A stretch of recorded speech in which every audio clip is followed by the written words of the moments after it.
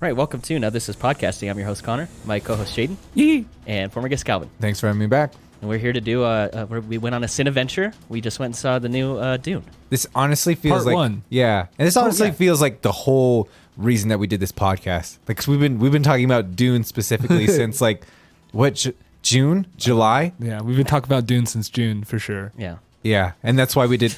It was a Dooney June. Yeah. It was so frustrating because, this movie got delayed like over a year because, all the shutdowns and, everyone is isolated. And then we were like, okay, we started doing the podcast and we were like, okay, we counted out all the weeks leading up to the original because it was supposed to be released at the beginning of the month. And so we were like, okay, we'll watch all the Denis films and then we'll watch Dune and that'll be kind of the culmination. And then it got set back like another 3 weeks. So I was like, oh man, we kind of built this up and Denis and the studio kind of ruined that. Yeah. I don't know what 3 weeks really would have done unless there was something in post-production that they needed those extra 3 weeks, but who knows? Yeah, maybe because it wasn't going to be going against anything like at the beginning of the month either. Yeah, because I think it was like scheduled like that and Venom were like supposed to be like the same week. Oh, Venom versus this like $165 million film, like Venom versus Dune. I wonder which one will win. But no, Venom would have been the next week. Venom came out on the because Venom 8th. also got rescheduled too to the first this month. I'm just saying it wasn't. No, competing. it came out on the 8th, not the 1st. Yeah. I'm almost positive of that. I went and saw it. Yeah. Okay. It was terrible. No, because we went. I don't remember I what guess, it was. Yeah. But it was really bad. Yeah. I think I wonder if it changed its date because right. it was going to be competing with Lamb, and it just it didn't want. Box office. Yeah. It's really hard to keep track of all of these dates now, so I don't know. Stop changing stuff. Marvel just pushed back all of their movies. Wonderful. Did they? Yeah. After Spider-Man. Dude, we saw this in IMAX, and I'm not gonna lie, I've watched that Immortals trailer on my phone. Eternals? And is Eternals?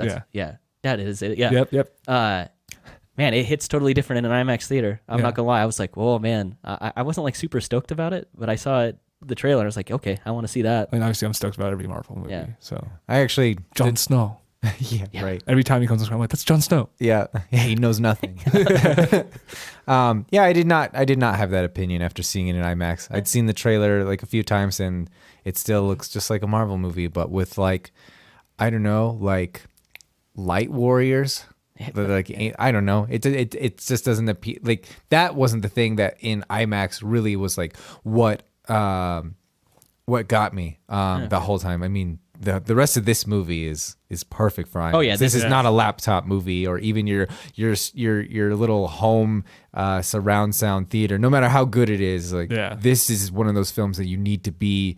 The same thing with like Star Wars and a lot of those other things. Like you need to be in the theater for these. Yeah, I think we had talked about seeing it at like Alamo Drafthouse, which is like one of the sit down, like you can order food while you're at it. And I wish we had done that because I feel really gross right now because all I ate was popcorn and the butter tasted like bacon. So Gross. Yeah, it added like a little bit of flavor and like a lot of stomach pain. Yeah. Oh. So I might go. And now you're chugging a Red Bull, so that's always good. That's why I asked. Off. Yeah, I asked for snacks and he was like, I have chips, and I was like, well, that's just gonna make it worse. That's not the answer. But I do agree. I think so. We ended up. I got the tickets for an IMAX instead because I was like, the first time I see this, I definitely want to see it in IMAX, and it's out on like HBO now, so I'll probably watch it again at home. But I was like, the first time. Yeah, we're gonna leave, and you're like, all right, I'm ready for round two. So I was definitely stoked to see this in IMAX. I agree with Calvin. This is, if you're going to go see this movie, watch it in IMAX. The sound or is Dolby. amazing. I would like to see it in Dolby as well. Yeah, because the sound is better. I think that's mostly the big thing. Is see it with in a theater with really good sound because it's awesome. Do we want to just kind of get first impressions? We'll do some non-spoiler stuff and then we'll spoil it. All right, yeah. First impression, this movie is fucking good. Yeah, I liked it. I liked it a lot. It's super long, but it's good. Yeah, honestly, I was concerned because I saw a lot of the trailers that like they had a lot of lines that felt cliched and they felt like they were just like gimmicky, like they were gonna Marvelize like a lot of these characters and make them like fun and like quirky. And I don't know why I was worried. I was worried just because it was such a big movie that maybe someone stuck their hands into Denis' work, but. I shouldn't have been worried because Denis has shown that he knows what he's doing with a big budget movie. He knows what he's going for when he takes a script and boils it down to its most essential pieces, and its most essential pieces he executes perfectly, and that's exactly what happened here. You have probably one of the most faithful adaptations of a book ever, like even better than than the Lord of the Rings, because in Lord of the Rings, there's still shit that gets cut. There's still stuff that, like, we talked about, like how it in the books something happens in the Return of the King, but they put it in Two Towers just because it works better. It's like chronologically, it plays out better in a film to have those put together. But like in the actual books, it's sort of like these two different timelines, sort of, that kind of get meshed together in the films, which totally works for that. It's easier to tell a story that way. Yeah. But yeah, no, I totally agree. I think this is a really good adaptation of the book. It's missing like a couple like chapters I really liked from the book, but it's fine. It's an adaptation. It doesn't need to be frame for frame. I think I mentioned, but it's very close. Yeah. I mean, it's 2.5 hours, and it's just the first half of the book. I think it got the feel of a lot of the characters right, which is mostly what I wanted. So Absolutely. It doesn't need to be frame for frame, line for line, the exact same thing. No. And Like, he did all this with, the handicap of being Canadian. So good for him. What an amazing filmmaker. Yeah, you found that out like 3 weeks ago, right? Yeah. Like after our last, pissed. like after our I last. thought he was French, dude. Yeah, we had done all the reviews on his other films, and later we were like, yeah, he's French Canadian. You're like, what? That's why everything's shot in Toronto. I definitely thought it was great. I've been excited for this movie forever. That's why I read the book, because I was just a lot of anticipation for this film. I liked the book a lot. I think it's a great adaptation. It definitely hits like everything I want to see. It's like that sci-fi fantasy. I love science fiction, especially like epic science fiction. Mm-hmm. And this like definitely hit all that. Like the score is awesome. I think the performances are fine. I don't think he gets a lot out of the actors like he's done in other films like Prisoners. I think is some like the best acting I've seen. And I think his last like sci-fi epic, Blade Runner, 2049, I think kind of gets better performances, has more nuanced characters in it. There's more subtext too. Yeah. This is, this might sound like it's not a compliment. I'm not like trying to diss him. It's the least Denis Villeneuve film I think that he's put out. I think it's more blockbuster, which I think it's supposed to be. It feels very much like Arrival. Oh, a lot of the sound did totally. Yeah. Like I think it parallels Arrival's score and like sound design a ton. But it's his most blockbuster movie, I guess. Maybe it's not his least Denis movie. It's his most blockbustery movie, because even Blade Runner 2049 is $150 million budget. It's a pretty epic sci-fi movie, but it still feels like subdued in a lot of ways. This movie gets very explodey at parts. Yep. Yeah. What is the budget again for this one? $165 million. So it was the same as Blade Runner then, right? Just a little bit more. A little bit. Blade Runner is 150. Yeah. Okay. Yeah. It had the same budget. Yeah, only $15 million. It's not much. Only. Yeah. That's it. It's in the ballpark. It had the same budget as Interstellar, which is my favorite movie. So I expected a lot out of it, and I think I got a lot out of it. Yeah, it looks great. It looks does. really good. Yeah, exactly. And I think, like what you said about the score, it's epic sci-fi, but it also takes on like the music itself takes on that religious, spiritual quality that you feel throughout a lot of the other characters, like from the Bene Gesserit and like all of the things, all of the prophecies on Arrakis. Like the score has like this religious fervor to it, and I think it's amazing how it. In some ways, it feels oppressive, like how we reflect when the Imperial Guard, whatever. I don't remember the first when they first show up at the beginning of the film. Yeah, like his like entourage or whatever. It's like the people have been like sent out to go tell the Duke he's going to take command of Arrakis. Yeah, yeah. And the music feels like oppressive there, like you're being imposed upon. There's a lot of choir in this, which I think is where you get like the kind of like religious tone to it. Like even like the Sardaukar have like a theme that plays, and it has a very creepy like choir element to it, like very creepy speaking that goes along with it. I think there's a lot of really cool like kind of tribal sounds. There's like drumming going on when you're on Arrakis, kind of when you're around the Fremen. There's like that sound too. So everyone kind of has their own theme. I think it all like works really well together. And this is Hans Zimmer did this as well. Yeah. And I think there was a couple of parts I thought were a little funny with the sound. But, like what? there's like one scene where it sounded like there was like a motorcycle starting up in the background for a second, and I was like, "What's going on here?" And that was like part of the score, and I was like, "Oh, okay." I guess. I wonder. I'd have to. It distracted me from the film, which I do not like. Yeah. Was that like the thumping? I don't know. It was much quicker than that. Huh. Because we talked about in our Blade Runner 2049 review, they have the part where it's Kay's in his vehicle and it's revving up, and then that kind of tone carries on into the score, and it works really well. I'd have to go back and I'll watch it again tonight, and I'll find the part. And I'll be like, oh, okay, I get it. Right. This is funny. It just threw me off a little bit. But I mean, other than that, the score is amazing. Yeah, I love too like the ships with those really deep horns. Yep.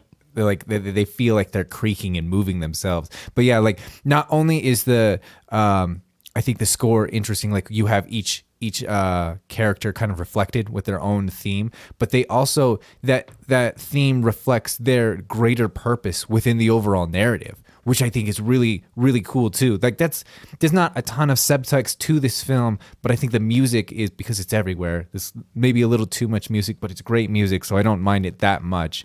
That's what carries a lot of the symbolism. Yeah. For sure. It's pretty loud in some parts too. I think. Yeah, my ears were ringing pretty good after I left. I did have one problem. There's not to spoil too much, Timothée Chalamet, Paul is inside of a tent and he's having like a vision, but he's like whispering. And I don't know if it's because we saw it in IMAX and the speakers are really good and they're designed to like really pump out that like rich sound. But I like couldn't hear a word he was saying. Dude, there's a couple of parts where I was like, what the fuck what was said here at all? It was a big problem that I had with Tenet, and a lot of people have with Tenet, is the mix is not awesome in that. Like, I don't really know what anyone's saying. It wasn't as bad in this. Like no, it was like just a few parts where I was like, that's a little like speak up or something. Yeah. Like I wish I had some subtitles on here. I was like, damn it, the one time I'm like, give me a subtitle. I don't know what's going on. Right. I kind of think like those ones work better if you already read the book, because like they don't add a lot of they don't really matter to the plot, at least at this point. So I think they're just kind of character. It's better than having someone's thoughts dubbed over while they're just staring at the camera. Right. You notice how every time we reference, it's like, oh, this did good because it's a good adaptation of the book. We're never like, oh, this took elements of the 1984 film and it was wonderful. Yeah, because that movie sucks. Right. Yeah. Calvin, what is your favorite song, or like what's your favorite part of the score in this film? It's so easy actually. It's called Bagpipe Army. Yeah. And like when the Atreides first land on Arrakis, and you have the one guy and his little bagpipe, and I love how it's supposed to sound like a national anthem, but it's a different mode than how most national anthems are what they're played in. A lot of times they're fairly cheerful, triumphant. This was like kind of somber. Yeah. But like ominous somber. Yeah. Like we're here, this is House Atreides, not necessarily like we're here victorious type thing. We love our homeland type thing. And then once he steps off of the ship, and then you have just a whole chorus of bagpipes. Yeah. That part was sick. I've never thought of the bagpipe as being intimidating. So right. But yeah, it takes on an amazing quality there, and like everyone is shouting Atreides. It's just goosebumps. I mean, this whole movie is just goosebump after goosebump, because it's just playing on all of those like those big themes. Oh yeah, there was definitely like just classic like these like. You get a little tingle run up your back, and I was like, oh yeah, like I like, not all the dialogue is amazing in this, but I think when it is like really delivered well, and you have it's definitely been like punched up by the score and everything. I'm like, ooh, like I'm really feeling this. Like the scene I complained about it, like Paul in the tent, you can't really hear him, but then he's like speaks up and he gets like more emotional. He's kind of like not emoting a ton in this movie. Yeah. But he gets like really good in that scene. And I was like, okay, like I like this part. Like it's all that stuff working together. It makes it really good. Yeah, exactly. It's an amazing stuff. Yeah, it's a very good score. Definitely be throwing this in my playlist with Midsommar and Hereditary. Perfect. It'll fit right in. What I do want to say is having the bagpipe in it, I think it's really interesting, and this is one of the reasons I really love Hans Zimmer, is he'll take something that you wouldn't expect to be in like your epic sci-fi, and like he'll put it in, and it sounds bagpipes, awesome. Yeah, it worked great. Or like the organ is like really prominent in Interstellar score, and it's like you wouldn't expect it, but it totally works. And he's a great composer. I love that he did this movie. It's awesome. Yeah, didn't he also do Blade Runner 2049? He did. This is the second movie him and Denis have done together. Yeah, ever since Johan Johansson passed. Yeah. Which we did mention because he did the score for Arrival. It still feels like it has a lot of those same tones in it. Those very like deep rumbling. Yeah. Yeah, and he also did Sicario. Yeah. Yep. So. Which that is like not the most memorable score. It fits that film. That movie just. Yeah, it's a minimalist thing as well. It just doesn't have any of those deep sounding, like, this is why you need to see it in IMAX or with just good speakers, because it's like there's a tactile quality to these sounds that you feel them. Like it really puts you into the action on screen. You feel like you're there, like these massive, like when the ship rises out of the ocean. Oh, that's in the cool. first. Yeah. Oh my gosh, that's If so. you're gonna watch this at home, put a subwoofer in your couch. Yeah, exactly. Yeah. Part of it is like feeling it rumble. Yeah. Yeah, Like what be makes sure it you're so like good. hugging your subwoofer. Do we want to get into some of the look of this film? Yeah. I mean, it's a Denis movie. We have to talk about the look. I mean, Yeah. it's fucking pretty. Every shot is gorgeous I like how. or gross, but Yeah. it's gross in a gorgeous way. Yeah. No. Totally. Yeah. I like how each kind of planet has a real feel to it. Mm-hmm. I think that's like important. It sets you up not only to like see cool things, but it sets you up like the motivations of each character and like kind of the different classes they come from and stuff like that. So you have the Caladan is like really lush and it's got the oceans and everything, and it. It feels like Scandinavia, Scotland type area. Yeah, I know one That's of the why they have bagpipes. I know Right. One of the locations was Norway. I think that's probably where that was. That makes sense because I kind of assumed that we were near like a fjord or something like Right. that. But you also had the pine trees, and I don't know. I mean, obviously, I think there are. I'd assume there's pine trees there. I just don't know why I can't think of like Nordic landscapes. Oh no, I remember when we were watching Black Widow. Yeah, Yeah. pine trees. Yep. Then Pine you get trees. to like a. That's what I remember about Black. That was the best part about Black Widow. Pine trees. They also go to Seleucus Secundus, which is like the Sardaukar like homeworld. It's like where they train at, and that's raining a lot too. But it has like a kind of a very mechanical feel to it. Like Yeah. it's very like paved over, and there's all these like structures in it. It's rainy and stuff, kind of the same way Caladan is, but it's not like it has a totally different feel to it. yeah, it doesn't have like the natural like life feel. Or Yeah, whatever, Yeah, right? it has like a very Exegol feel. Yeah. Oh, yeah. Yeah. Yeah. Oh, it you're does. so right. It kinda that does. reminded me so much of that. Dude. Yeah. Yeah. It's weird to say something like nice about Star Wars. Yeah, right. I- Look at you. You never do that. Yeah. I don't think I ever will. Yeah. We get one. And it's more just because it's, oh, look at how someone did it much better.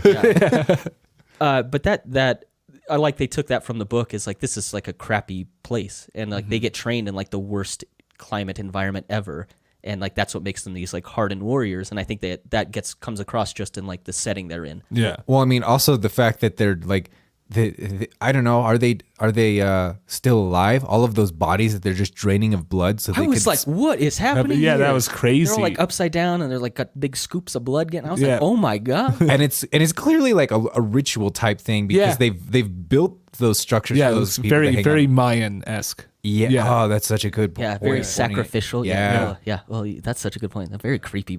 But that's what I'm saying. It's like just the location itself like sets you up for like kind of how these characters are. Yeah. The same way Caladan kind of sets up how the Atreides are. Like it's like everything that Game of Thrones wanted the Golden Army to be. It's like the way I felt about them. Right, yeah. Yeah. Mm. So I was like, yeah, these guys are gonna come in and fuck shit up because that's Yeah. all they're about. Yeah. And then you have Arrakis. And one thing I did really not like about the 1984 Dune, and we'll have a whole section where we get into kind of comparing these two.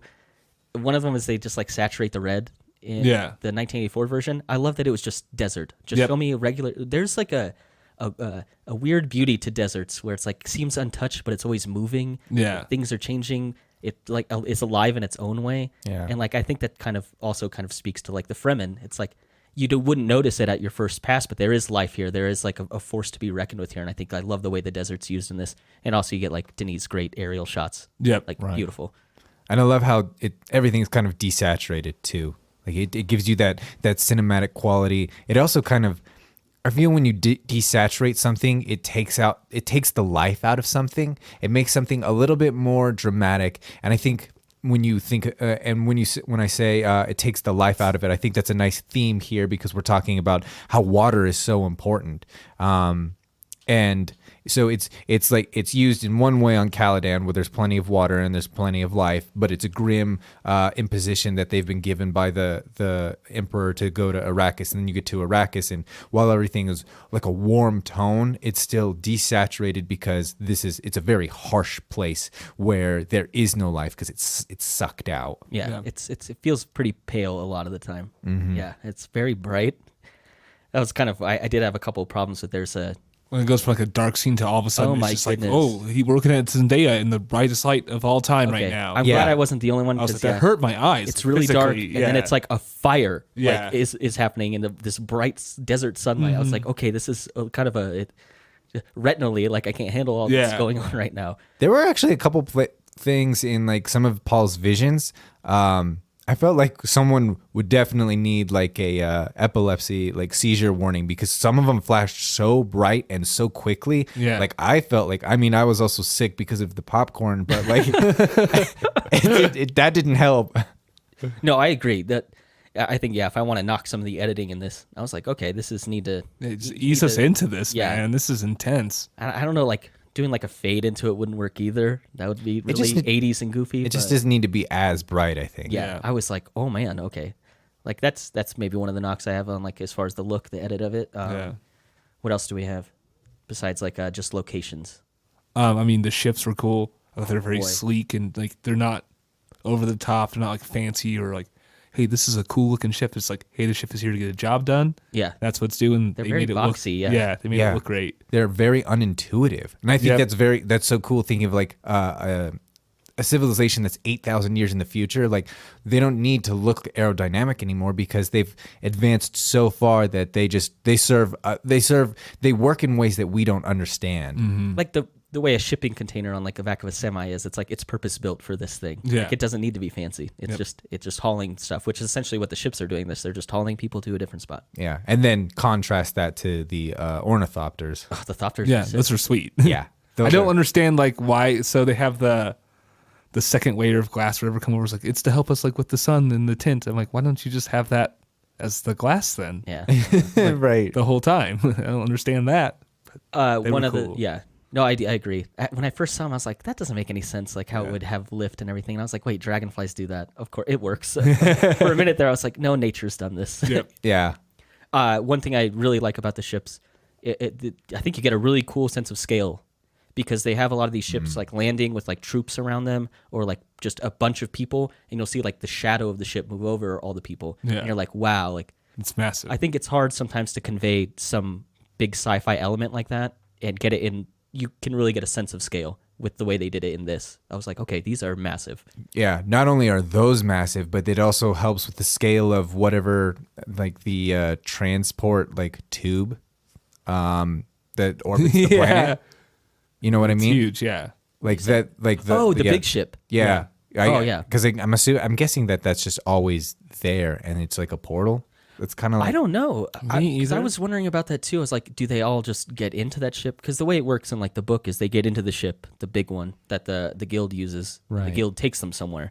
But I wonder if it almost looked like maybe it was supposed to give the idea of like a mass relay from those Mass Effect games where it just kind of you go into it like, or like a portal, like it just shoots you where you're gonna yeah, go. like I wasn't or sure maybe how like that the worked. 1984 one. Like maybe they're like, let's just visually let's do that, but better. Let's keep that idea without having to like get like our flying like scrotum penis monster. Yeah, well, the other thing about the 19 with that one, like they had like golden doors and all that stuff. This one literally has nothing. Like, Yeah. it's just the cylinder. Yeah, it's just a giant tunnel. I think one thing I really like about the Spacey Guild ship, I think it looks just like the Worms. I think it's supposed to have that design, like kind of mirror it. And so I kind of like to think of it as like the Spacing Guild is basically, they run the show. I mean, essentially, like, yeah, they have the Padishah Emperor who is in charge of the Imperium, but really it all goes through the guild. Yeah. And they're in charge of space. Like, that's their realm. And I like to think of the Worm as like, he's the king of Arrakis. Like, Yeah. he's the god of his realm. And so I think it's cool, like kind of that mirrored imagery between them being like these big cylinders with like open, And they're both gaping used for mouths. transport. Yeah, Yeah, you're right. They're both used for transport, and also they're the ones that make the spice, which makes transport possible. Yeah. Yep. So I like that mirrored imagery. look at that. We've all got 3 different takes on something. Nice. All of them better than the matte painting that shows up in the 84 version, where it just appears. Yeah. It just fades in and like, okay, I guess we're on Arrakis now. Yeah. It just happens. Oh my god. I was actually, you brought up the little aliens from the first one. Do you guys notice like the movie it's just a black screen and then there's like a voice. Yeah. It says something like really deep and it says something about dreams or I don't remember what Oh yeah. but it says it in like a creepy voice. Yep. And I was like, fuck. They're gonna have the aliens in this movie. Like those are the aliens talking. And I thought they were gonna have another scene where Giant floating penises. and they go and they talk to the emperor, and they're gonna have this creepy voice. And thank goodness, but that's the same voice that is happening on like the Sardaukar planet, where it's like some guy kind of giving a speech. It looks like a priest or something. It looks very like holy, like kind of creepy moment. Yeah. He's like up on like a on a stand, and he's giving out. It looks like he's giving. Oh, yeah. like some creepy. Yeah, it almost sounds like throat singing. Yeah, but it's like that same voice and I thought it was weird that pops up at the beginning of the movie, and then it goes to like the studios. It shows their logos and stuff. I was like, well, that's weird, because it goes like that, and then it shows like the water tower, the Warner Brothers water tower. I was like, that's out of place. Show that at the beginning. Yeah, that is interesting. I remember that now, but I don't remember what it was said. What it was said, but I felt like just from that sentence, I was like, okay, we're in good hands, because that's it's understated. It's unsettling. But it builds such a wonderful atmosphere for what I feel like Dune felt like. Like when I read the book, like this is exactly how I imagined the tone of everything to be. It's grand, it's big, it's bombastic. It's not fucking Toto and rock guitars. Oh yeah, like yeah. No, that movie got it all wrong. Catch the rains down in Iraq. There you go. You blended that in pretty well. Do we want to talk more about, camera work? Because this is, I think, one of our favorite things about Denis. Like, he's just so good at putting something like really interesting on screen. One thing I do want to say is we've talked a bit about Ari Aster, and we have a podcast coming out on Midsummer. We already did one on Hereditary. One thing I think is really different about these two guys is I love the way Ari Aster just his composition, like just everything in the frame is just put together so well. Yeah. What I really like about Denis is everything feels like there's like an epic quality. It's like massive. Every shot is massive. And they're interesting in two different ways. Whereas like one is like Ari Aster's very subtle, like interesting shots where it's like if you just like soak it in, it's really cool. And then Denis has like really, there's just like a lot of cool imagery going on his shots that make them really interesting. And I think this movie like really nails that. Like even just like little stuff. There's like Paul walking by the palm trees and stuff. I'm like, what a neat image. You're in the middle of a desert and they go into like these date palms, and I was like, this is a cool shot. Mm-hmm. He's got a lot of good stuff going on, and like we said, his aerial shots are awesome. So they're always fantastic. So one thing I would say that's different between them is like how. It's like one point you had in Midsommar is that you felt like Ari Aster focused too hard on like some of the narrative, the obvious narrative thing in some of his shots, like when the camera moves through Terry's room and it's like 4 missed messages, right? And it's because like those ones work on multiple levels. Like you have the very obvious narrative reason that this is happening, and then you have all of this subtext built into the image as well, and that's how all of his shots work. Is there's one specific point part of why this shot exists to move the plot, and then there are all of these things happening in the background that help elevate his film, like from a horror story up into like a true piece of cinema. Right. And what Denis does is he takes out all of the fluff, and it's all about one specific thing in his shots, and it's the grandness of his aerials, but he still pays attention to the film language. You know, he's not like just saying things because we need to know them. But like when Jessica tells Paul to for her to give him the glass of water. Yeah. And we cut to all of these images of the room. We see the old Duke, his grandfather. We see images of the bowl, the little figurine. We see like the little hanging chime. Right. So each one of those shots has one specific thing in the frame and one specific purpose.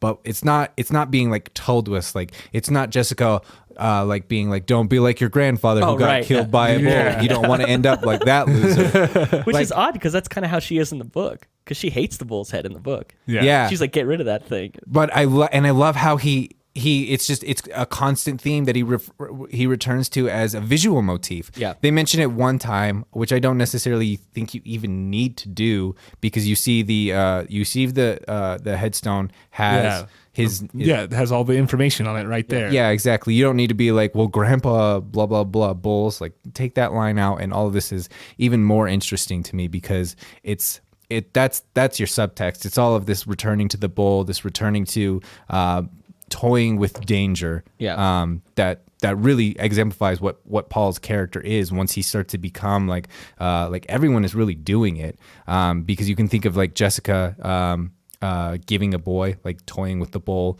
rather than a girl. And the same thing with Paul going down the path of the Kwisatz Haderach is the same thing, like toying with the bowl because he sees the jihad that's coming. Obviously, they don't say that in this film because I think it's a really charged word in America now. Right, I don't think it would land the proper way. So No, it would not. yeah. So I think just there's too many but just Americans who are too American who Yep. hear that word and they're like, I literally that know means something, I think terrorism. it's going to be a religious war. And I was like, a jihad? yeah, You exactly. can just- That's yeah. And so they say holy war instead, which Oh, yeah, whatever. that's It it, lands yeah. the same, but it's Yeah. like they're the same thing. Yep. It just you can call it a jihad, and I wouldn't have cared. But there are a lot of people who would have gotten mad about it. Yep. You bring up the bowl. I think that's the only bit of fan service that I was like, oh, like it's really the only because it's not really truly explained. They don't go out of their way to be like, this is the bull that killed your grandfather, like, and this is why it needs to hang here. Like, there's a big part in the book about that. Yep. But it's like if you read the book and you're like, oh, like cool, the bull's head There's the showed bull, up. yep. Like it's not like what is it like Rogue One where they're like, put R2D2 in the movie. People know that we need the fan service Yeah. here. Yeah, like, exactly. This is like nice because it's like if you read the book, it's like, huh, cool. I understand what all the bull stuff means. Like just that was like a bit of if I could call it fan service, that would be it. But it Yeah. works. It's nice. right. And I wouldn't even call it fan service necessarily because all of the pieces are there that you could Right. make the assumption that that's a bull that he killed or the one that killed him because we just keep returning it to it in so many different places that it really implies that the bull head as being an oppressive force, like it keeps cutting back between like when Leto is drugged, dying, like in the chair, and the Baron's It's a little there. bit of a spoiler, but Yeah, well, we're pretty far in now. Yeah, I thought we've been spoiling it. okay, yeah, we can start spoiling now. I mean, Yeah, we've been decently vague about the whole spoil, Yeah. this whole time. I think we're okay. Yeah, we can officially spoil something. Yeah. Yeah. Maybe we'll timestamp it. Yeah, I don't know. I never do. I think if anyone's listened at all, they know that like none of our other reviews have really like. It's only when it's like a brand new movie. Everything else is like you should know this. It's been out like, and Yeah. this property has been in like the zeitgeist. Everyone knows about Dune. I think Yeah. like Yeah. either if I it's mean, through the film or maybe. through the book. I don't know. I feel like Most there's enough- people do. There's enough information about Dune. Yeah. This Sure. is the first. I mean, there's I a read reason of it's got a massive budget because they knew it's going to be a success because it has a massive fan base. I'm sure all of our dads watched this. Yeah. Really liked it. it.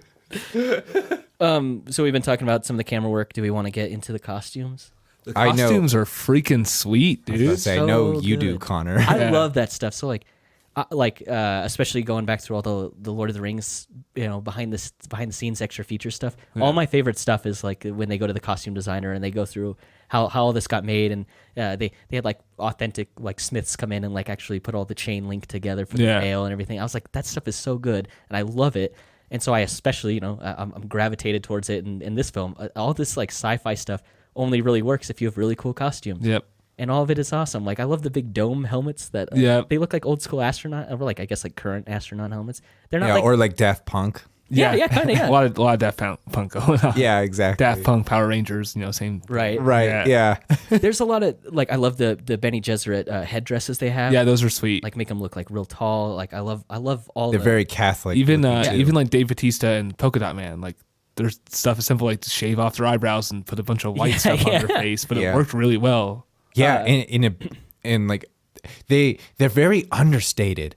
Again, like even though they're brutal and disgusting and awful, and I feel like you can see that in like just the way that they act and the way they conduct themselves.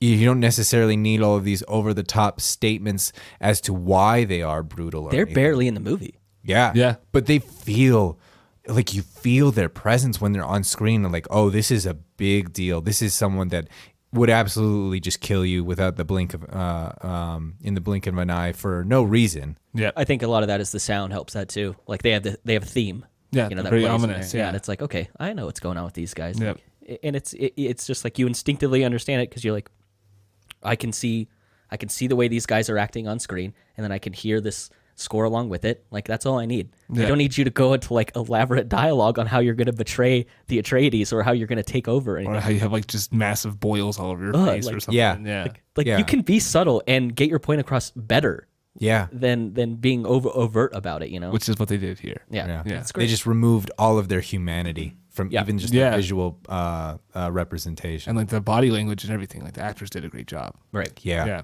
More of the costumes, I think. One thing I really liked, what I was hoping for is I was hoping for like a distinct look between each house. So like the Sardaukar have like a different looking armor. They're all white, and they got like kind of some red highlights on them. The Atreides, when they get attacked, they're kind of like not ready for it, so they're just in kind of like more casual dress uniform. Yeah, nightgowns. Which is kind of odd because it looks weird when they go out to that big battle, and they look like they look like the officers in Star Wars, where they get like the kind of gray uniform. Oh, yeah. It's like a formal uniform, but they're going out to fight with swords in it, and I was like, this looks weird. It does look. It honestly looks like peasants like trying to fight off like armed force. Yeah, there's something about like if you're gonna have a big epic sword battle, it looks so much cooler with like flowing robes and chain link mail and big armor on. Like that just looks cooler, which is why. The force shields I thought were a little weird too. Oh, really? I loved those. Oh, they're a little funky. I thought they were really good using the color of them as a visual representation of That's what what is kind of annoyed me. interesting. Yeah, I was like, you're just kind of giving it to me. I can see it being. I want to like- work for it a little bit. I could see the gimmick of it. Yeah. Where especially like Gurney, the first time he's like fighting Paul, and he's like the slow blade penetrates the shield, and it's like bright red. Yeah. And you're like, okay, I get it now. Yeah. But then I think you could have toned it down the rest of the movie, and I would have still understood. Yeah. It's like show me the one time real big, so I know, and then just have like a little bit of red in it. So I Yeah. think that would probably be a good way to like get in between those two, like where you don't like it, and because I do get that it is a little distracting. Yeah. I mean, it's still fine and still worked.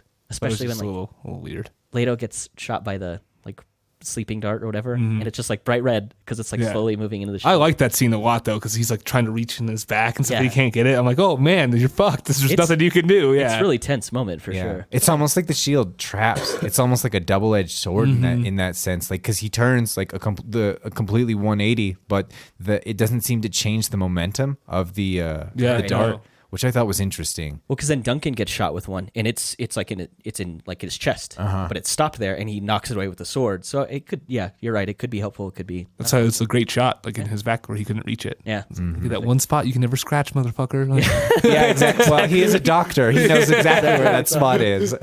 Do we have any more thoughts on the look of this film? On top of that, though, like the way they create, like, because we mentioned sound and look, I also love the way that they've incorporated like different languages to make things really creepy. Like you mentioned the one guy on the Salusa Secundus who's doing like the big like vocal whatever thing. I don't know what it is. It's creepy as hell, though. yeah. But then you also have the guy on the ground talking to You guys talking about with a black neck brace thing?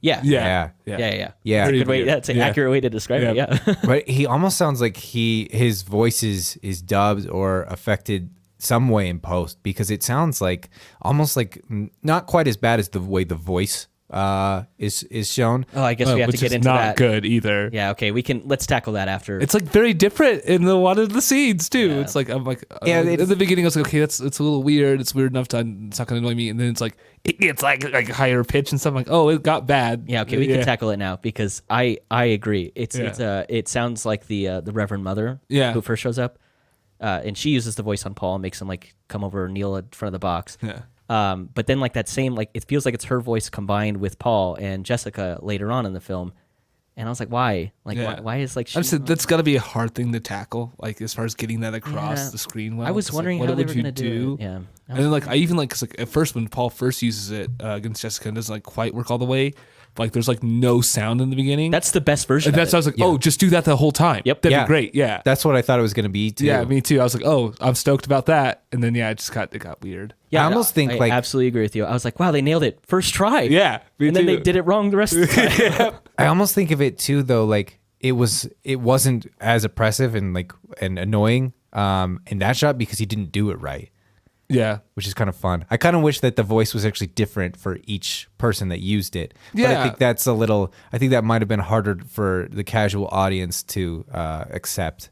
Maybe. Yeah, I could kind of see that. Like, well, but then Paul sounds different once he kind of Figures it out. once it says like he's awake. She's like, change your pitch.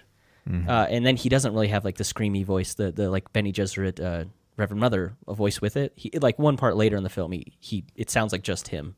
So I think maybe that's the goal, is like eventually they do have their own kind of version of the voice. But yeah, I agree with Jane.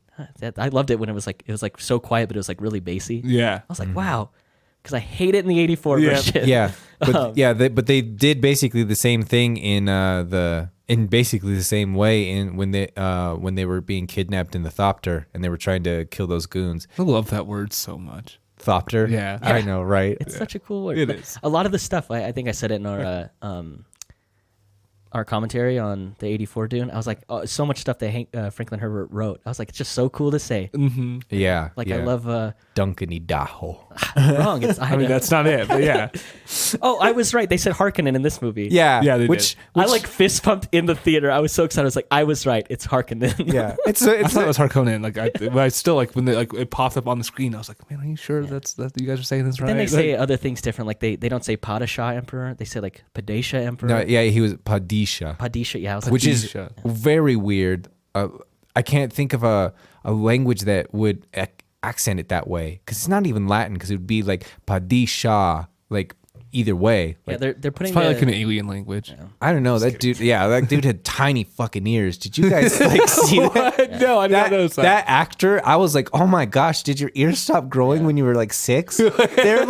They're almost just like ear holes. They're so small. I have to go rewatch the movie just for Yeah, that. Just for the ears. Yeah, just for that. When I watch it tonight, I'll text you guys. Yeah, you'll be like, holy shit, Calvin was right. Yeah. What is that? Like a prosthetic?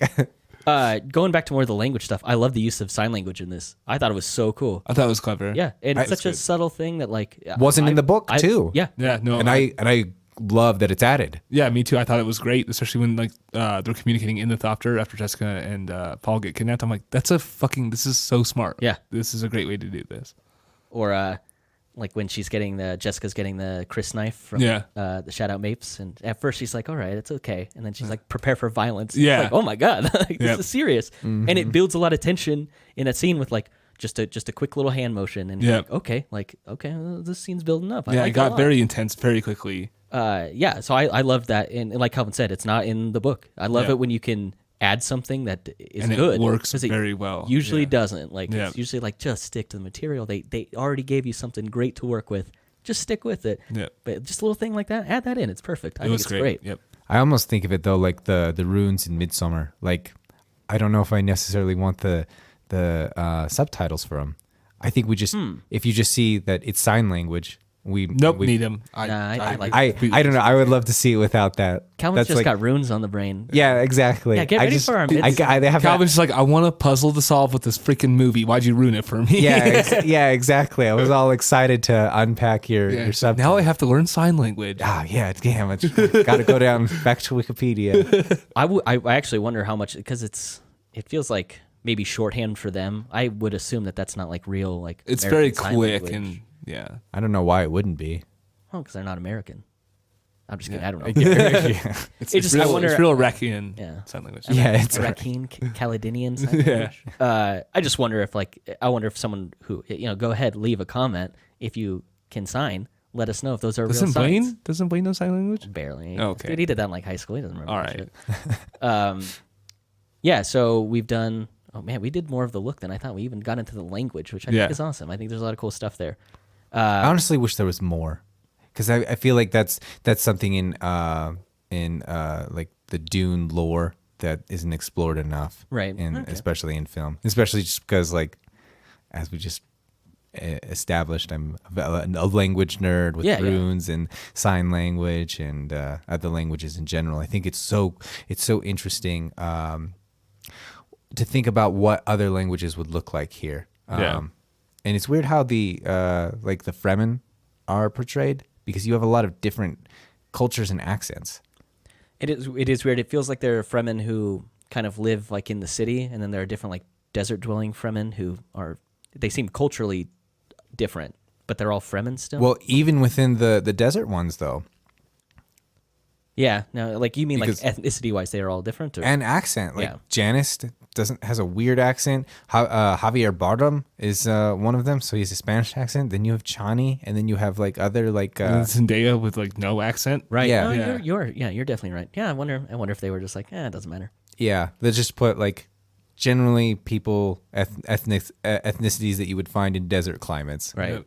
I wonder. I wanted to ask this. I like how this movie opened up because we were talking about the Fremen. I like how this movie opens with the Fremen, which is not how I expected it to open. I thought it was going to be like this is Caladan and Paul's story. I like that it opened with Chani kind of doing a little voiceover of like these are essentially like these are colonialists who come in and they just take what they want from our land. They don't care about the people. Mm-hmm. And I like it sets up the Fremen to be more likable, I think.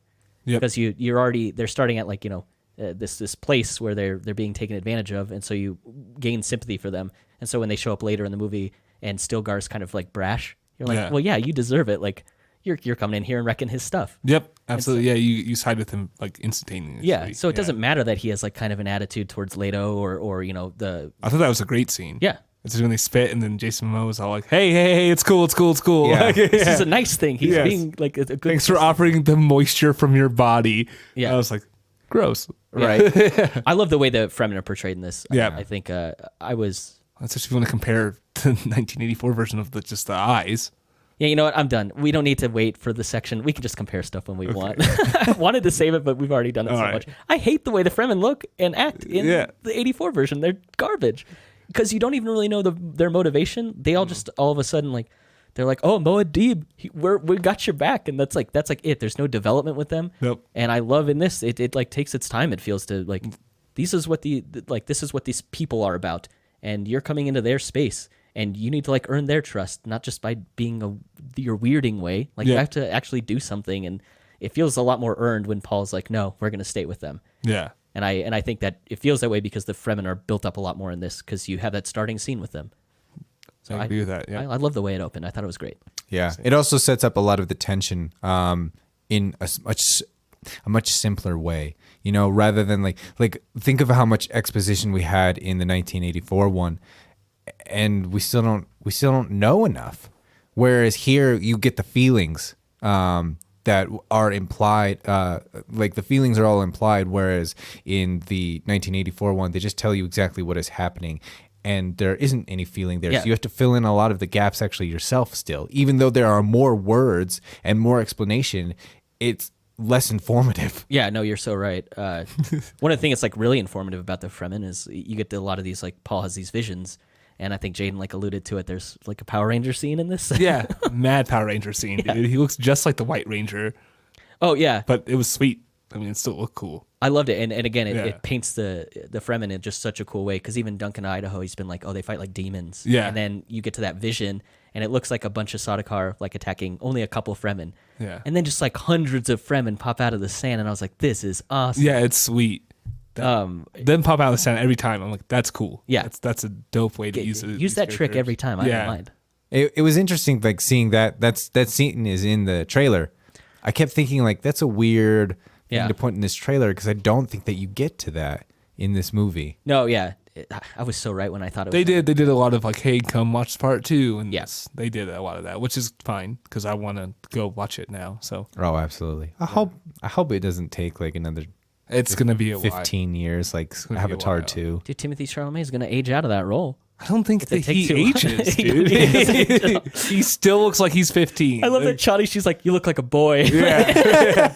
I love the scene where Jason was like, you putting on some muscle mass. He's like, what, really? He's like, fucking no. Like, what are you talking about, dude? Yeah, I love their relationship. Yeah, no, they have a great relationship. I actually think this is like one of Jason Momoa's, if not it might be his best role that he's ever done. Better than Sweet Girl? How can you top Sweet Girl? Oh no, my wife, no. That movie sucks so bad. It's so bad. Woman. That actually has a really good tie-in to this podcast because we spend the first 5 minutes of our Sweet Girl episode talking about Dune.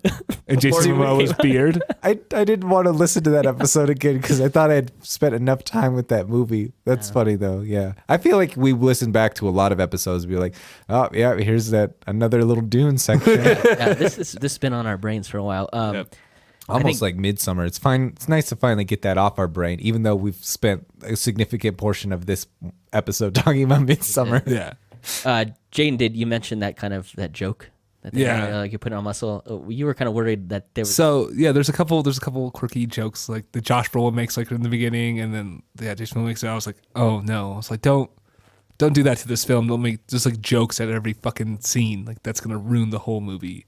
And they immediately stopped her for the muscle joke. Right. So that was good because that one I felt like I was like, okay, it works. It's kind of funny. But don't oversaturate this movie with that stuff. I definitely got Star Wars. What is it? Which is the one where Poe Dameron, he's like flying in, he's like makes your mom jokes. He's like prank calling the Empire or something like that. Like that's how your movie starts, is like bad jokes. Yeah. And I was like, shit, this movie's gonna be bad. And I was right. As soon as Oscar Isaac was like, I want to be a pilot, I was like, oh, you are in another universe. Yeah.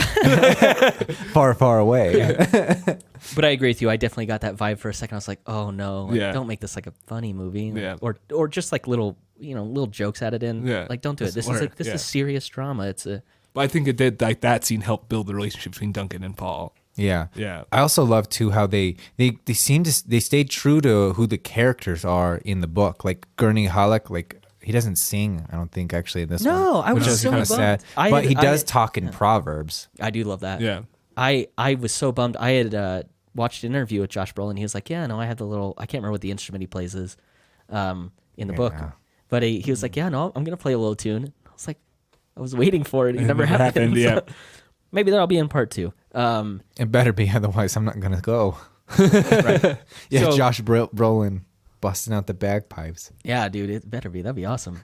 So we've been talking about some of the relationships and some of the characters. Like, do we want to like dive more into those? I kind of want to talk about obviously like Paul, Timothée Chalamet. What do you guys think of him? I thought he did really good. Okay. I'm a big fan of him and other stuff too.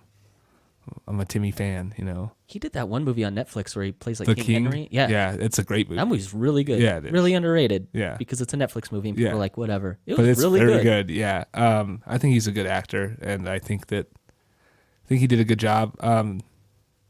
Not the whole movie, but I think there's some scenes where he just really hit it out of the park. Yeah, and I think in the same sort of way that I have a problem with some of the characters in Blade Runner 2049, where their allegorical function is literally the same thing as their narrative function. There are some characters are just kind of plot devices, and they just exist to be the thing that the symbol or the allegory that moves the plot forward. And I think that's what Timothée Chalamet here is, what Paul is. Like, there are some moments where he's given, like when he and Jessica are crying in the tent. There's some emotional depth there. That's my favorite scene with him in it. Yeah, that's like the best acting I think he does in this movie. Yeah, but otherwise he's pretty much the character out of the book. Almost to a T, which is why I don't have a huge issue with his portrayal of him, because he's not a very interesting character in the book. The things that are interesting in the book are really his thoughts when he's talking about like all of the world lines he sees and all of his future visions. Those things are fascinating, and I think they add a lot of depth to the character in the book that is really hard to put into a film. And I think they tried to do it here. I don't think it works great. I think it's interesting. I think it's helpful. It's certainly better than whatever the hell David Lynch thought he was doing when he was making 1984's Dune. Right. But yeah, like I was worried that there were going to be, like, again, like I said, too many cliches and things like that. And there are parts where he just comes off as very like earnest, like, oh no, this is my first time wearing a still suit. Yeah. And like why he had his pants like slip. Yeah, his boots slip fitting sand- correctly. Most of the best Flash. things about his character are the way that the other characters react to him. Yeah, you're Yeah, right. exactly. They always like say something under their breath. They're Yeah. like, oh, Lisan al-Gaib. Yeah. Yeah, Or exactly. they're like Liat Kynes. She's like, oh, like he'll come and like know your ways as if he was born to them. Yep. You're so right. Which yeah. is a thought in the book. And she says it. And it's a thought dubbed in the 1984 one. But yeah, her saying She it in finally another says it. language. Especially like Yeah, under her breath and stuff like that. That's very cool. in another language. That was a good way of She's a doing good it. character. Yeah, very good. And I have no problem with her being a different gender in this No, film. that doesn't fucking matter to me at all. Did not matter. That never matters to me in any movie. I do not care. I was hoping, like, I know he died, but I was like, if Max von Sydow like reprised his role for this. He'd be so old. Yeah, which also wouldn't have fit ethnically with Johnny being his daughter, but Yeah. like, I but yeah, thought I think he died when he was like 95. Did he really? Wow. He's either 85 or 95. His Something last like movie that. is that Star Wars movie. Ooh, Yeah. gross. I thought Timothée Chalamet was fine. He spends a lot of the movie looking down at the ground because that's how angsty teens act, I guess. Yeah. And when he finally kind of, I mean, they say it literally in the movie, like awakens, like he awakens as an actor finally, and like.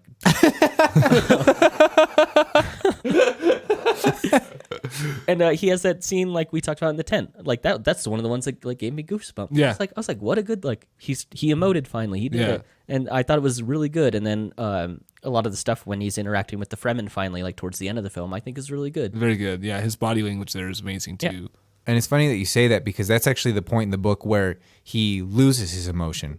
You know, Right. He stops being like quite a human in the same way because he can see the future in such a way that he doesn't emote the same way. Yeah. So it's funny that you do say that was the point where Yeah, I guess so, huh? he transitioned and became more emotional and a better actor. Just he should actually have been more blank and more emotionally unavailable at that point. Do you guys want to go into other characters much more? I don't think there's a lot of nuance to any of these. Like I think Calvin said, that they're really just to drive the plot. Like Yeah, Leto I has think- to die. Like I think all the actors do a good job. I don't think, Yeah. like, I think Oscar Isaac did great. And I was like, yeah, you fit that role. Like, great, Yeah. man. You did a good job there. Like, it's not, the you're next, not the main guy of the story, and Yeah. it's fine. You did a good job there. I do Next, like how we did not know who the traitor was going to be. thank you. That's literally what I was about to get to next. Because the only other interesting character in this is the Doctor. Yeah, and I think it's just because we didn't necessarily need to set up the fact that they were going to get betrayed by Yue in the book. Like it's an interesting like political thing. They spent a lot of time on it in the book, but it's nice here. Like you don't realize like why like how any of this is going to happen, and suddenly it's it. I'm sure. To people who have not read the book or this is the first time that they've ever seen Dune, that was a massive shock. Like it Right. felt like these people are in control. They know what any adversity thrown their way, they're going to be able to take care of it. She's an amazing witch. He's an amazing leader. Like they're super smart and super powerful. They have a super powered son apparently. Like, Yeah. they can do whatever. Yeah, exactly. And then they're just shot in the back with a poison dart by one of their most. They don't stress enough here. I think how trusted he is. Yeah. and why because of like- his imperial conditioning. That's what that little I diamond did want that. is That for. was the one criticism I had. It's like they need to go into his like conditioning more. Yeah. Be like these guys like literally never betray. That's Mm-hmm. like their whole thing is they don't do it. But then I guess maybe it'd be way too on the head because if you go over the top, being like Okay, these he guys won't don't ever do betray, that. they don't Then you know betray. that he's going to. That's true. It's just it was subtle and just kind of out of nowhere that it was Dr. Yue in Yeah. the movie. Yeah. It's just So- like turning on the blender or the garbage disposal in a horror movie. Yeah. Someone's about to lose their hand. Yeah. Even though Break I their knew, neck. yeah, Yeah. Their hair. even though I knew because I had read the book and seen the other movie, I was like, Yeah. I know it's Yui, like I know it's him. But yeah, I totally agree. It's like if I had never seen it, I thought it was because I kept waiting. I was like, when are they gonna have Yui come out and do the betrayal? Because I was Yeah. like, because even I was like, okay, I'm anticipating this now, even though I know it's coming. I was like, they're doing this in a clever way because I still don't know when it's coming. Yeah. And all of a sudden the dart's in his back and you're like, whoa. Okay. Like, where did it come from? Like, you still don't see Dr. Yue for a while. It's like silhouette of him as Yeah. like Leto slowly kind of like loses consciousness and stuff. So I think I agree with Calvin a lot. I think if you had never seen this, you never read the book, you'd be like, oh my god, it was the Doctor. What? Yeah. I thought it was great. Yeah, he's good. And then it's a little maybe too on the nose where it's like it shows him going into see the Baron. It zooms in. He moves his hair out of the way of the diamond Yeah. tattoo, and then it cuts right to Jessica and Paul in the Thopter. Yeah, You see a little diamond carved in. I was Yeah. like, okay, I know. Like I get Yeah. it. Well, I think it's very helpful because they don't explain it like they do in the book. Like Jessica, like literally says it in the book as a thought, like, "Oh, Yue's symbol." Yeah. So I think that's helpful. But they have the note from Yui and but they don't. get the they don't ring. at that point because the Yeah, mark they there have to is know like- that there is something there, which they don't know unless they see the mark. okay, fair enough. Yeah. All right. Yeah. I thought, oh, you can a little too on the nose, but I get it. It's a big kind of blockbuster, so Yeah. you got to So- do some stuff like that. And then the last character I want to talk about is the Baron himself. Okay. Wow, that's honestly it's better than what I thought the book even portrayed as. Yeah, that's Stellan Skarsgård. We were Yeah. confused on which Skarsgård it was, but that's Stellan Skarsgård. Yeah. I was the only one confused, and then I told you guys the wrong one. It's all good. Yeah. He's a unit in this. He's massive. Yeah. Yeah. He honestly, like, especially like, I complained in the 1984 one about how the Baron flies around like it's Willy Wonka. Here, how he has these really long robes, and Yeah, he reminded me of Dementor. That's what it reminded me of. he reminded me of the heptapods. Yeah, that makes sense. Okay.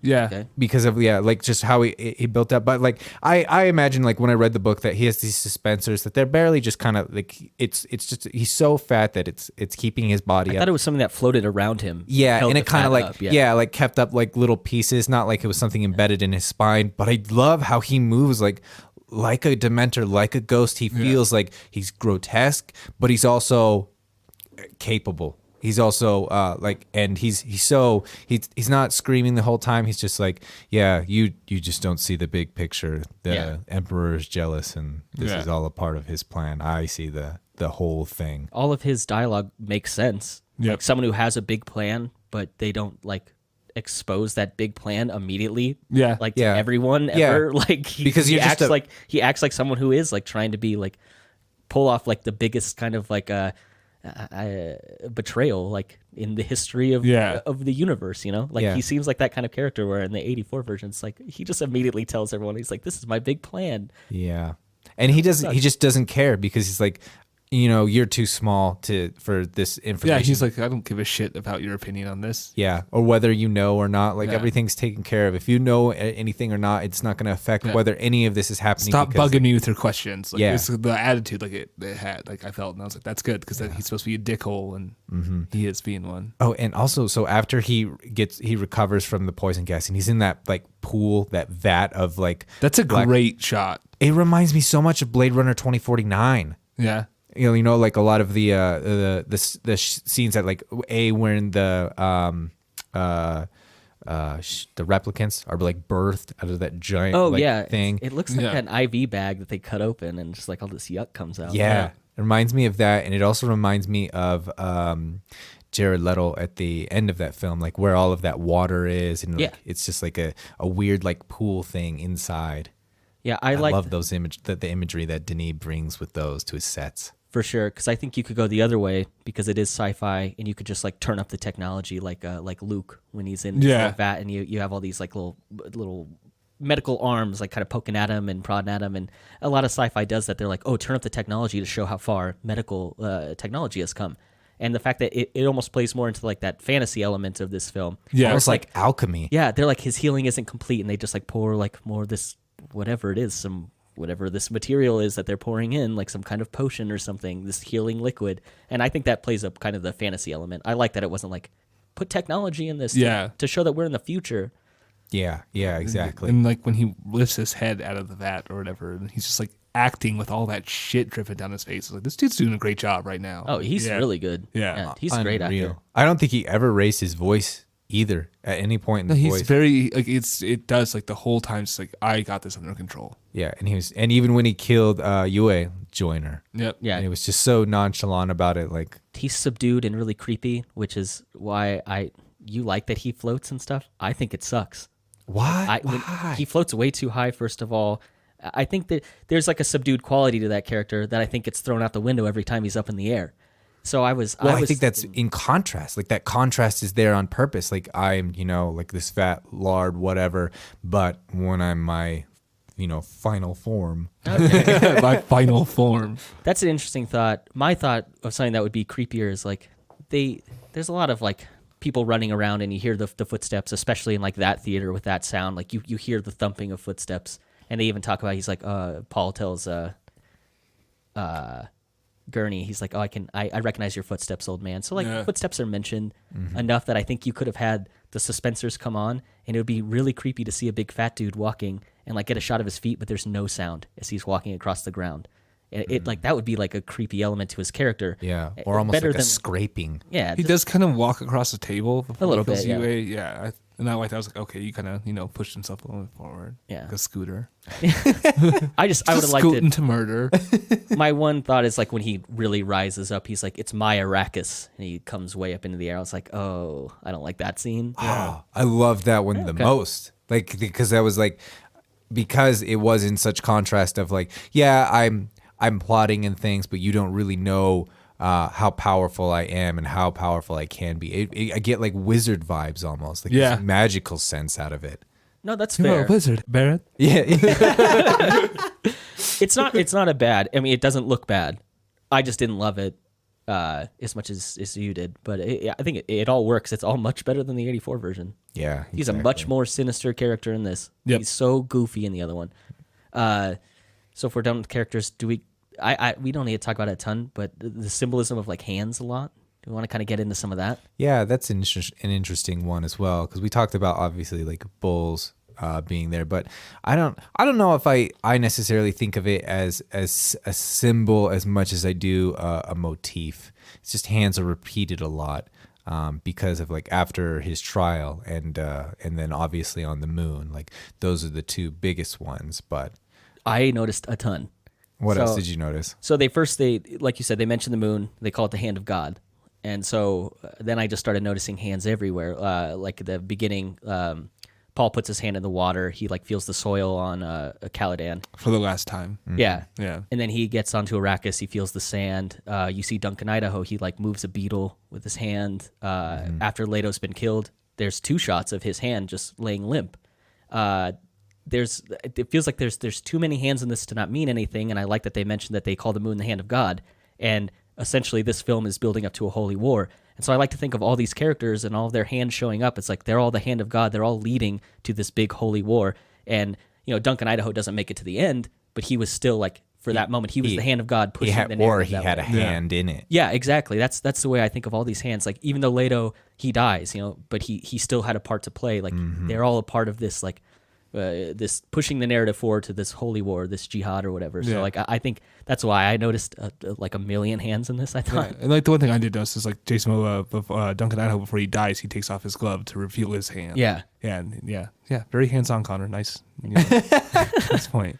Oh, my favorite one is Chani in one of the visions. It just has her hand full, like dripping with blood. Yeah, like, I guess that's that one's repeated a lot. Actually. Yep, it is.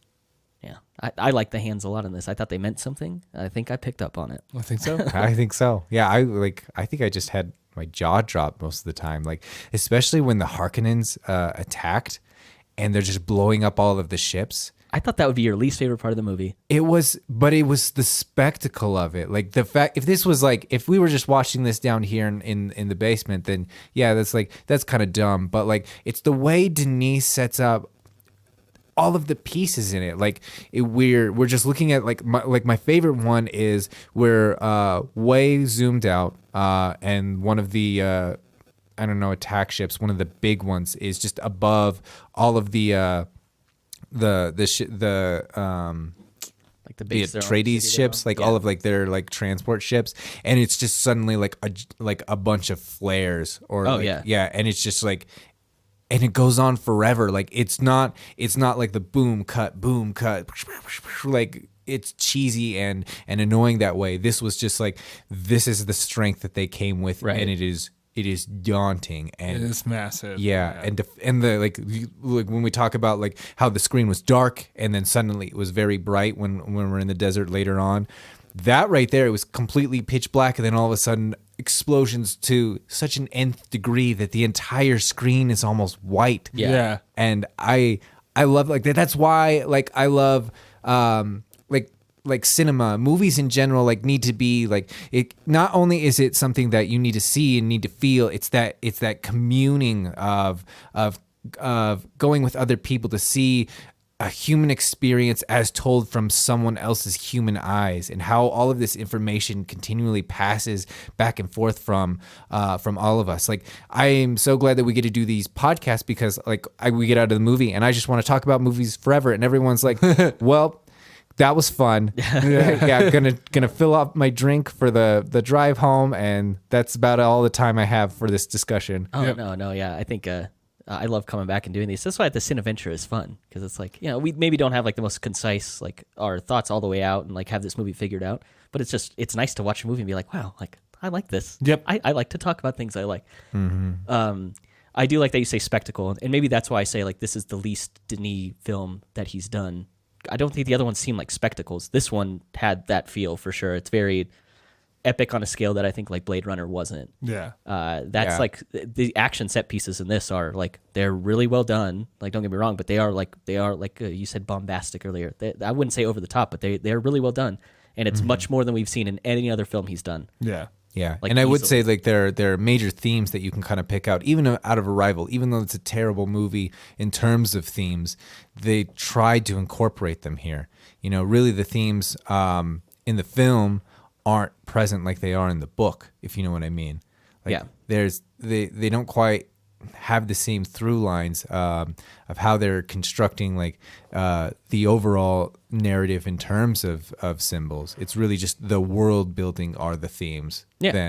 Then whether these things matter to human culture and human societies and and like especially like some of his other films dealing with psychology. I don't think those are here really at all. No.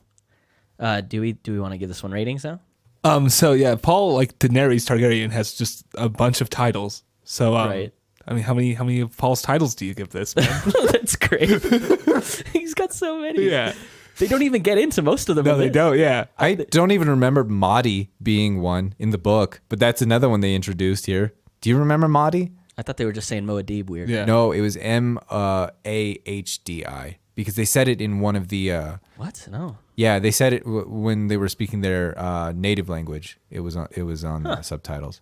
Dang. We'll add another to the list. Yeah. Yeah, too many. Yeah. This is no lamb by any means. It's still great. I give this one 7 of his titles. Nice. Yeah. I'd probably give like an 8.2, an 8.2 titles. no. Yeah. I think it's good. Yeah, I'm a fan of the movie for sure. Yeah, I don't know where to put this. I think like in terms of like adaptations, it's the best adaptation of a book I think I've ever seen. Yeah, I think it hits the key points of It the does, books. yeah. Absolutely. and it allows like this when you make an adaptation, like you either have to make a completely different movie, like Under the Skin, or you have to have like, I mean, really it needs to be a mini series, or like a show, but in this case, like they gave one half of the book 2.5 hours. Yeah. That you need that. I mean, this is like I know we've read books recently and stuff like that, but I was like, oh, I fucking remember this like explicitly from the book. Yeah. Yeah. And so I would say like the thing is like it's a perfect adaptation, but I think that has more to do with the studio being like, yeah, here's all the money and the time that you need in order to do that, rather than the director being like able to do it. You know what I mean? Right. Like they already have everything. It was almost shot for shot the book. So I think the script, the movie writes itself. Yeah. Yeah. It's just you have to bring that element to it. Which is, I kind of wanted to see, because Denis was a writer. He had a writing credit on this. And so I was like, I wonder what he'll change up or do. It wasn't much. Yeah, It's no. basically the book. Yeah, which is fine, exactly. because the book's great. So So I don't think it's better than Blade Runner 2049. I don't think it's better than Enemy.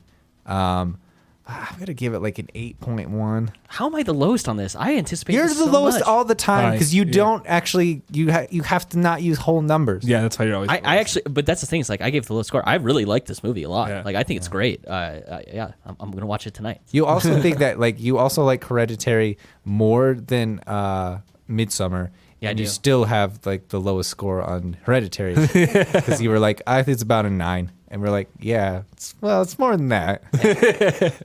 Well, yeah. So that's a Cineventure. I'm glad we all got together to see that one. It feels like we waited forever, especially with all the delays for it, and then just like I think it hit it. I think it hit it. Yeah, On. I think Yeah. it's awesome. Yeah. I loved watching it, and I love having this discussion with you guys. So with that, I'm your host Connor. Got my co-host Jaden Yee? and former guest Calvin. Thanks for having me back. And thank you for listening to Now This Is Podcasting.